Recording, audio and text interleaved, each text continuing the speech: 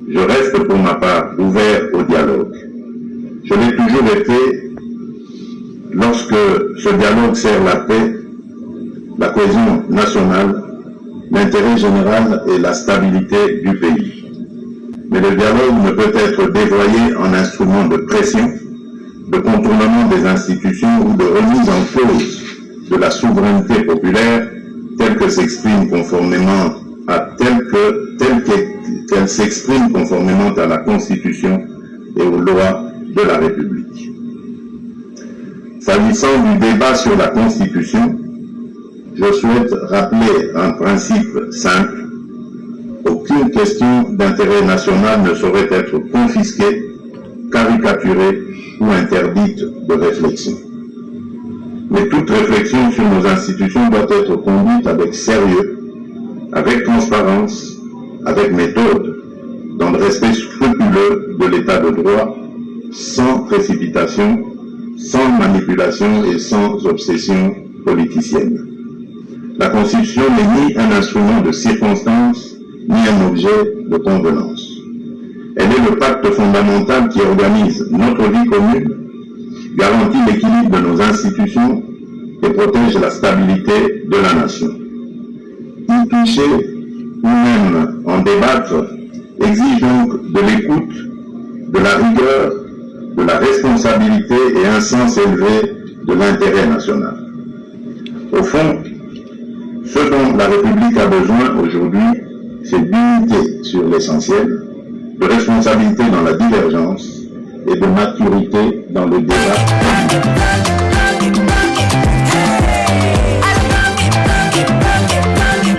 Oyoki elenge ya Congo, tapelema, tapelema, tapelema, tapelema, tapelema. Je reste pour ma part ouvert au dialogue. Je l'ai toujours été lorsque ce dialogue sert la paix, la cohésion nationale, l'intérêt général et la stabilité du pays.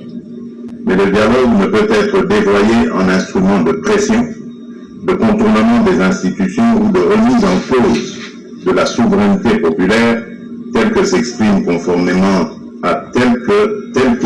qu'elle s'exprime conformément à la Constitution et aux lois de la République. S'agissant du débat sur la Constitution, je souhaite rappeler un principe simple. Aucune question d'intérêt national ne saurait être confisquée, caricaturée ou interdite de réflexion. Mais toute réflexion sur nos institutions doit être conduite avec sérieux, avec transparence, avec méthode, dans le respect scrupuleux de l'état de droit, sans précipitation, sans manipulation et sans obsession politicienne. La Constitution n'est ni un instrument de circonstance, ni un objet de convenance. Elle est le pacte fondamental qui organise notre vie commune, garantit l'équilibre de nos institutions et protège la stabilité de la nation. Y toucher ou même en débattre exige donc de l'écoute, de la rigueur, de la responsabilité et un sens élevé de l'intérêt national. Au fond, ce dont la République a besoin aujourd'hui, c'est d'unité sur l'essentiel, de responsabilité dans la divergence et de maturité dans le débat public. Troisième mandat. Je n'ai pas sollicité de troisième mandat, mais je vous le dis, si le peuple veut que j'ai un troisième mandat, j'accepterai. L'inflation est revenue à 3,3% grâce au dispositif de régulation et de contrôle des prix.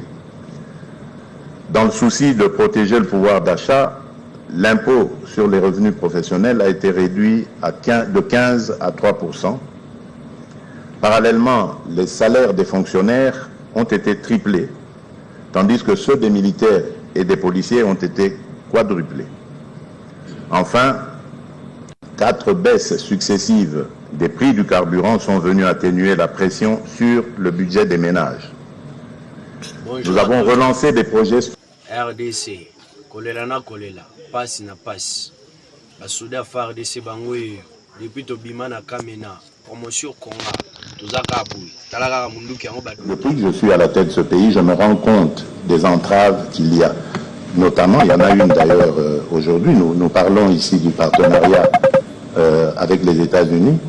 Dans le partenariat, les Américains nous ont exigé certaines réformes qui doivent se faire au niveau de la justice.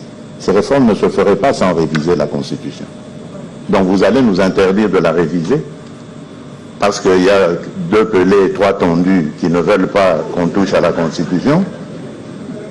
Et on va condamner tout un pays, toute une nation, pour faire plaisir à ces 2 pelés et 3 tondus.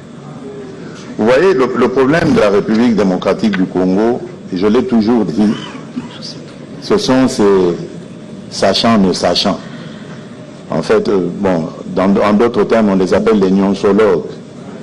Ce sont eux qui pourrissent la vie. Et aujourd'hui, avec les réseaux sociaux, les choses vont parfois vite. On amène des débats qui n'en ont pas le sens, parce que ceux qui les amènent n'en ont même pas l'expertise.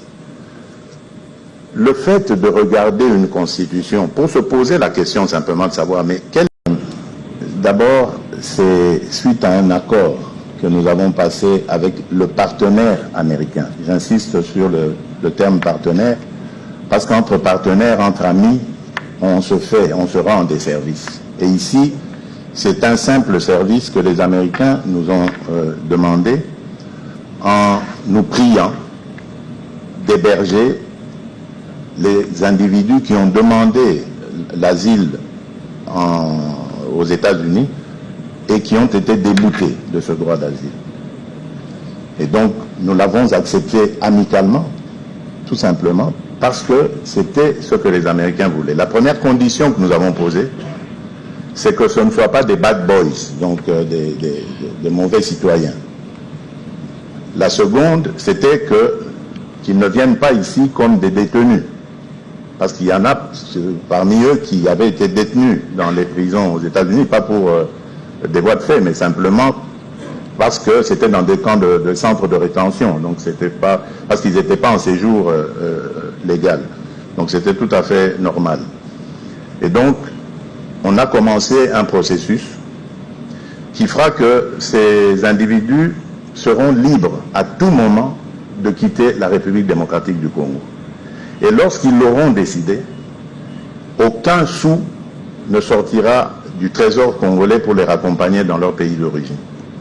Nous n'avons fait que leur donner l'abri, s'ils le veulent. Parce que si demain ils décident de partir, personne ni rien ne pourra les en empêcher. Qu'est-ce que vous avez voulu savoir encore de plus les statuts juridiques, c'est une contrepartie Non, il n'y a pas de statut juridique. Ils sont en séjour légal parce qu'ils ont un visa qui est en bonne et due forme et qui sera renouvelé au besoin, en attendant de voir quelles décisions ils vont prendre, quelle orientation ils prendront pour leur vie. Nous comprenons qu'en ce moment, psychologiquement, ils doivent être aussi déstabilisés parce que, comprenez-les, au départ, ils rêvaient d'arriver... de vivre le rêve américain, et aujourd'hui ils vivent le rêve congolais. Un pays qu'ils ne connaissaient sûrement pas, qu'ils n'avaient jamais visualisé sur la carte du monde. Donc c'est tout à fait normal. Donc nous les prenons avec beaucoup de délicatesse. Nous leur souhaitons vraiment la bienvenue et nous nous mettons à leur service pour rendre leur séjour agréable. Donc il n'y a vraiment pas à pérorer là-dessus. Il n'y a rien, parce que j'ai même entendu qu'il y avait des arrangements financiers. Croyez-moi, si les États-Unis décident de stopper cette opération, nous n'allons pas, comme certains l'ont fait, aller ester en justice pour réclamer voilà, donc tranquillisez-vous, ce sont des gentillesses qui se font entre partenaires. Demain, qui sait, nous aurons peut-être besoin des États-Unis pour... un service du même genre ou d'un autre genre, et nous le rendrons en reconnaissance de ce que nous venons de faire. Donc il n'y a rien de... Cessez de vous imaginer des choses qui n'en sont pas. Voilà, tout simplement. Alors... J'espère avoir tout répondu, je crois, à toutes vos questions. C'est bon, Madame Amunazo? Merci. Voilà. Alors on va aller de ce côté-ci. Monsieur Anissy, vous êtes... Zoloba ye rappeler qu'en 2023, c'était au moment de la campagne électorale, je crois que c'était le dernier jour de la campagne électorale, j'avais parlé d'escarmouches. Et aujourd'hui, je voudrais vraiment profiter de cette occasion pour m'excuser devant le peuple congolais, pas parce que je n'avais pas envie, que je me suis dégonflé, comme on dit, mais simplement parce que j'avais reçu de fausses informations concernant notre armée. Et si aujourd'hui, d'ailleurs, vous voyez toutes ces sanctions, ces interpellations qui sont prises, c'est l'une des conséquences. C'est-à-dire qu'il y avait une réalité qui nous avait été cachée dans cette armée. On ne va pas à la guerre avec une armée qui est totalement désorientée, décomposée, désorganisée. J'ai dit il y a quelques mois ici, en parlant de l'état dans lequel j'avais trouvé notre armée, en disant que nos militaires étaient vraiment à l'état de clochard. Il y a une certaine opinion qui s'en était offusquée, mais ce n'était pas faux. Lorsque vous avez des militaires... Lorsque je suis arrivé à la tête de ce pays, j'ai trouvé une armée, pardonnez-moi l'expression, de clochards.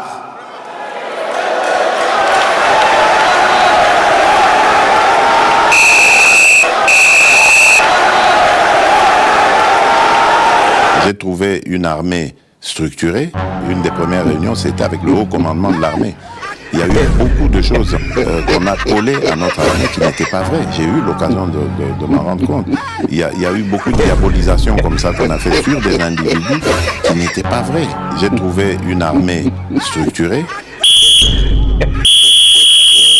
Oui, je reconnais, mais je n'ai pas dit, moi j'ai jamais dit que... J'ai donné mon point de vue sur l'IDPS, ils ne m'ont pas cru. J'ai donné mon point de vue, ils ne m'ont pas cru. Ils m'ont taxé de tous les mots. Mais il y a un souci, il y a que sauver partout. Naganisi Lelo va comprendre. Lorsque vous prenez des amateurs, conséquences yango. Tout le monde a envoyé des pestes. M'a envoyé des pestes. Que nous avons fait tout le monde. Na boyo, au dernier lobaki boy. Na sina lobaki. J'ai déjà dit. S'agissant du débat sur la Constitution, je souhaite rappeler un principe simple. Aucune question d'intérêt national ne saurait être confisquée, caricaturée ou interdite de réflexion. Mais toute réflexion sur nos institutions doit être conduite avec sérieux, avec transparence, avec méthode, dans le respect scrupuleux de l'état de droit, sans précipitation, sans manipulation et sans obsession politicienne. La Constitution n'est ni un instrument de circonstance, ni un objet de convenance. Elle est le pacte fondamental qui organise notre vie commune, garantit l'équilibre de nos institutions et protège la stabilité de la nation. Y toucher ou même en débattre exige donc de l'écoute, de la rigueur, de la responsabilité et un sens élevé de l'intérêt national. Au fond, ce dont la République a besoin aujourd'hui, c'est d'unité sur l'essentiel, de responsabilité dans la divergence et de maturité dans le débat. Souvent d'ailleurs quand je passe avec mon cortège, les milliers de Quinois à pied me saluent. Je ne sais pas ce que je dois me dire, est-ce que je dois être triste ou heureux? Moi je suis heureux de saluer mes compatriotes quinois. Je crois que vous voulez faire allusion au transport. Ça, je le sais, on en voit des fois comme ça, surtout en temps de pluie, lorsque les rues sont inondées et que des gens sont obligés de marcher de longues distances, etc.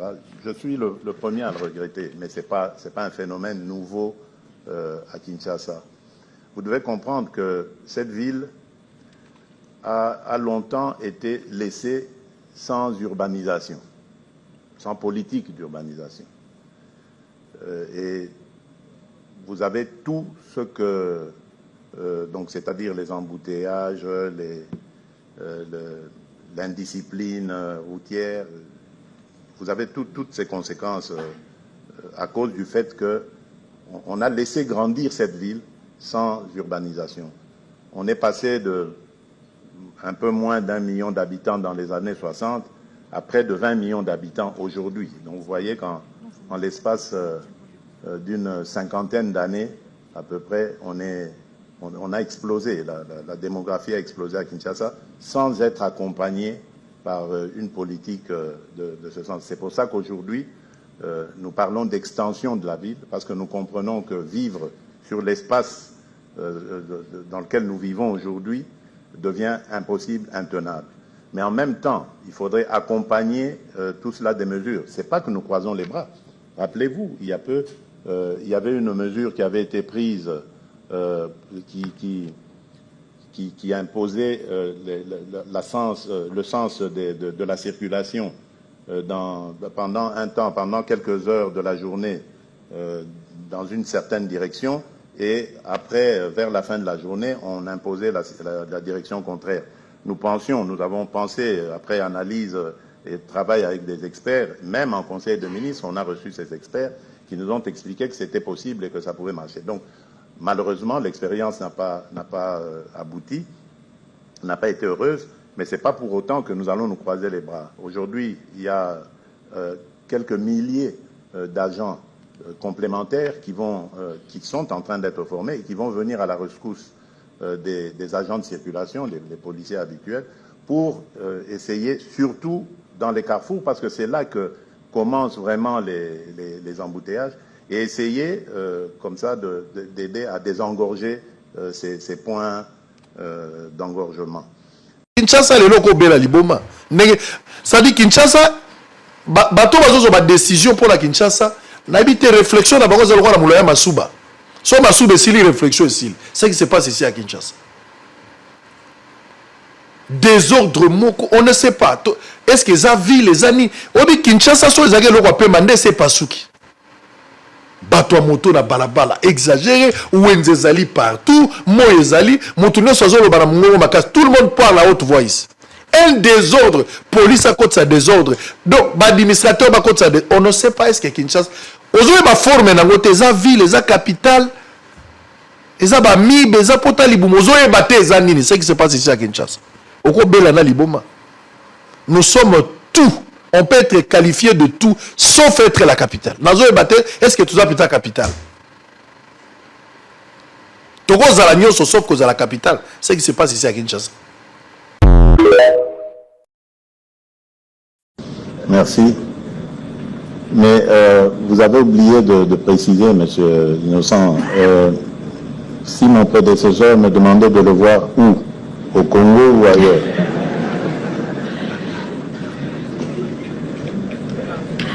Bon, d'abord, s'ils se citent, vous rencontrez peut-être les lieux, c'est vous qui allez les déterminer. Mais où? Est-ce qu'il est prêt à venir à Kinshasa? Mais votre Excellence peut l'autoriser pour que nous soyons prêts à venir. Non, mais écoutez, trêve de plaisanterie, on va dire les choses telles qu'elles sont. Je suis le premier à regretter cette situation, qui pour moi est un vrai gâchis. Nous avions réussi, lui et moi, lui particulièrement d'ailleurs, à obtenir la première alternance pacifique et démocratique dans notre pays. Après 60 ans, 58 ans, 60, on était à quel moment là? On était en 2018, 58. Donc, c'était historique. Et nous n'avions pas le droit de cracher sur un tel héritage. Malheureusement, aujourd'hui, les générations à venir retiendront que celui qui a été un acteur clé dans cette alternance pacifique et démocratique a aussi été le fossoyeur de cette belle œuvre. Je me rappelle qu'en 2024, après une intervention chirurgicale en Belgique, j'avais tenu une interview et j'avais déjà dénoncé ce fait. il y a eu un tollé, mais vous oubliez que le président de la République est quand même, si pas le mieux informé, en tout cas très bien informé. Et ce fait, nous le relevions depuis déjà fin 2023, au moment où le FCC avait refusé, levé l'option de refuser de participer aux élections. Nous savions déjà à cet instant-là que leur but était en fait d'empêcher la tenue des élections. Parce que ce qu'ils font après n'avait pris que du retard. L'objectif premier était d'empêcher la tenue d'élections en 2023 et de contraindre le gouvernement à un dialogue. Exactement ce qu'ils font aujourd'hui. Et vous le savez d'ailleurs, mon prédécesseur est sorti clandestinement du pays. Or, jusque-là, avant cela, à chacun de ces déplacements, il ne manquait pas de me le faire savoir. Nous avions un canal par lequel il me faisait parvenir ces messages. Et là, il est parti, j'étais surpris. D'ailleurs, je l'avais invité à mon investiture en janvier 2024. Et vous avez vu, il m'a répondu via sa porte-parole et à travers les réseaux. C'est là que j'ai su qu'il était parti pour un cursus en Afrique du Sud et sans crier gare. Donc, vous comprenez que moi, je suis le premier déçu parce que je comptais évidemment sur cette alternance pour la brandir comme un exemple de démocratie, de stabilité, d'alternance, de pacifique, de tolérance, en fait, tout ce qu'il y a dans la démocratie, afin évidemment de consolider la nation, les communautés. Mais il a choisi de prendre un autre chemin et cela ne pouvait pas rester sans conséquence. La justice s'en est saisie. Là encore, j'avais entendu un tollé, surtout au moment de lui dessaisir de son immunité. Mais aujourd'hui, curieusement, puisque l'Amérique a pris des sanctions, ça y est, tout le monde a l'impression comme ça, donne l'impression de se réveiller d'un profond sommeil en disant « Ah, mais c'était vrai, donc cette histoire, le président avait raison. » Mais je ne suis pas un menteur, je ne peux pas jeter l'opprobre gratuitement comme ça sur quelqu'un qui en fait a même fait du bien à la République en acceptant de s'effacer et de laisser l'alternance se réaliser. Pourquoi le ferais-je? Au nom de quel principe?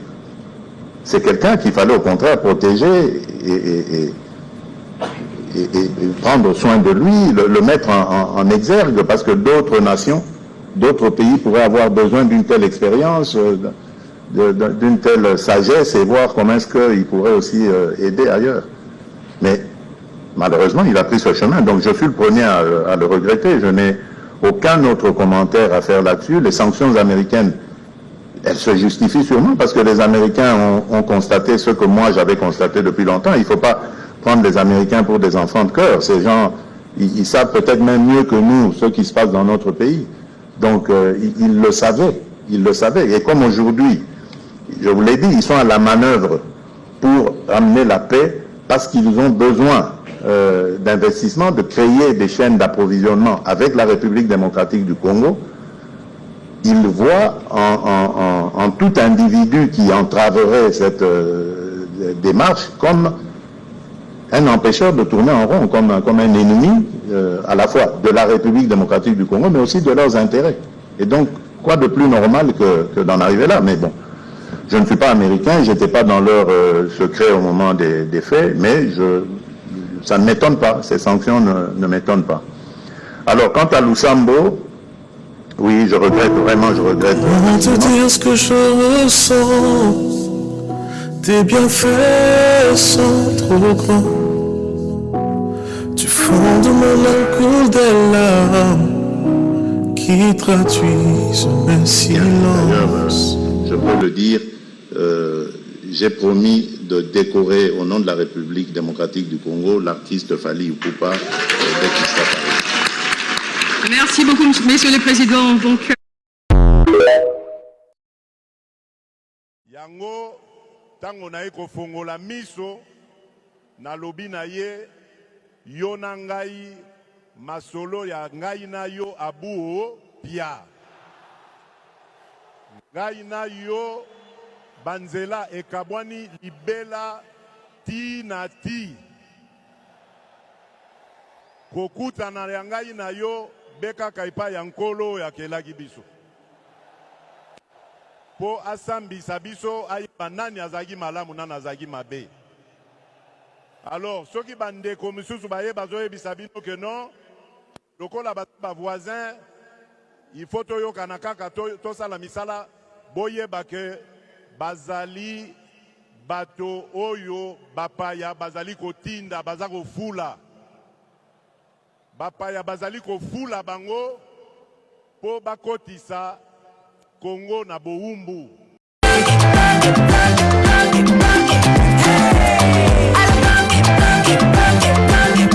Oyoki elenge ya Congo, tapelema, tapelema.